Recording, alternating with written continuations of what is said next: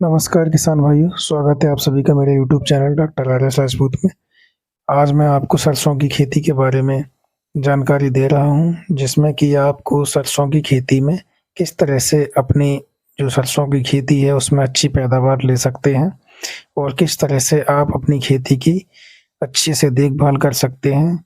सरसों की खेत में लगने वाले कीट एवं व्याधियों की अच्छे से रोकथाम कर सकते हैं। तो आइए हम आपके लिए अच्छी सी जानकारी देते हैं।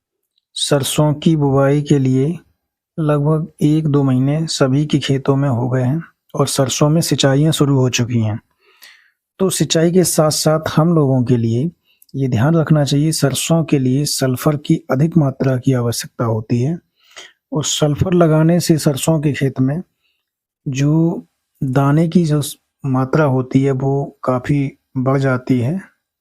तो हमें ये ध्यान रखना चाहिए कि सरसों में पहली सिंचाई के साथ-साथ हमारे लिए कम से कम 25 किलो प्रति एकड़ का यूरिया खाद और उसके साथ में हमको 1 किलो प्रति बीघा के हिसाब से सल्फर का इस्तेमाल करना चाहिए।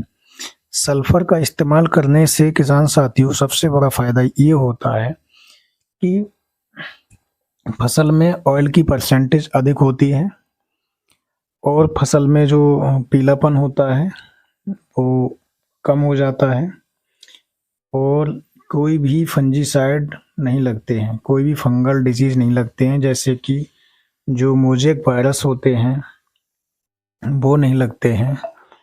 तो सल्फ़र की आवश्यकता बहुत अधिक पड़ती है और अभी जब सर्दियाँ ज़्यादा पड़ने लगेंगी, जब कोहरा आना शुरू हो जाएगा तो सरसों के खेतों में माऊ का इफ़ेक्ट होने लगता है। तो अभी से हमारे लिए इन सब चीज़ों का ध्यान रखना चाहिए और इन सब चीज़ों को ध्यान में रखकर अभी से हमारे लिए अपनी खेतों की तैयारी करनी चाहिए। तो कहीं-कहीं सरसों में पहली सिंचाई हो रही है, कहीं-कहीं दूसरी सिंचाई हो रही है। जहाँ पहली सिंचाई हो रही है वहाँ पर आप 25 किलो प्रति एकड़ के हिसाब से यूरिया और उसमें 6 किलो प्रति एकड़ के हिसाब से सल्फ़र आप लगा सकते हैं। इसके साथ-साथ आप इसमें कार्बेंडाजिम और मैंकोजेब का इस्तेमाल भी कर सकते हैं, जो कि आपकी कार्बेंडाजिम और मैंकोजेब जो हैं, वो आपके ब्लाइट हैं या जो व्हाइट रस्ट है, इस प्रकार की जो समस्याएँ आ जाती हैं या सरसों जो उखटने लगती है, वो नहीं उखटेगी और आपकी अधिक पैदावार होगी खेतों में। तो हमारे लिए ध्यान में रखना चाहिए कि आने वाले समय में जो सर्दियों में बीमारियाँ होती हैं, वो बीमारियाँ कहीं न कहीं इस समय पे निर्भर करती हैं। इस समय पे अगर हम अच्छे से केयर कर लेंगे खेतों की, तो वो बीमारियाँ हमारी फसल में नहीं आएँगी।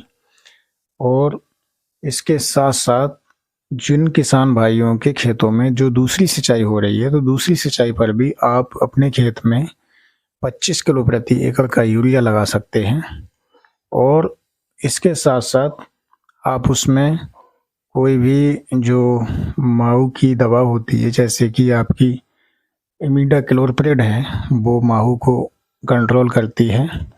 एसिटामिप्रिड है, ये भी माहू को कंट्रोल करती है। तो इन चीज़ों का, इन दवाइयों का आप अपने खेत में अभी से छिड़काव अगर कर देंगे, तो आने वाले समय में जो माहू का जो प्रकोप है, वो आपके खेतों में नहीं आएगा। तो माहू क्योंकि अगर खेत में लगती है तो उससे बहुत ज़्यादा नुकसान होता है खेतों में। अगर माहू लग जाती है तो ज़ाहिर-सी बात है कि हमारी जो फलियाँ हैं, वो फलियाँ खाली रह जाती हैं, उनमें दाना बहुत कम बनता है और जो पुष्प हैं, पुष्पों में भी माहू लगने से वो फलियाँ नहीं बन पाती हैं और उसका जो फलियाँ नहीं बनेंगी तो दाने की संख्या बहुत कम हो जाएगी या दाना नहीं बनेगा। ऐसी स्थिति में हमारा बहुत ज़्यादा प्रोडक्शन में नुकसान होता है। तो हमारे लिए ध्यान रखना चाहिए किसान भाइयों कि हमारे लिए अभी से अपनी फसल की केयर करनी चाहिए और अगर अभी से केयर करेंगे तो हमें अच्छी खासी हमारी जो उपज है खेतों में वो अच्छी खासी मिल जाएगी।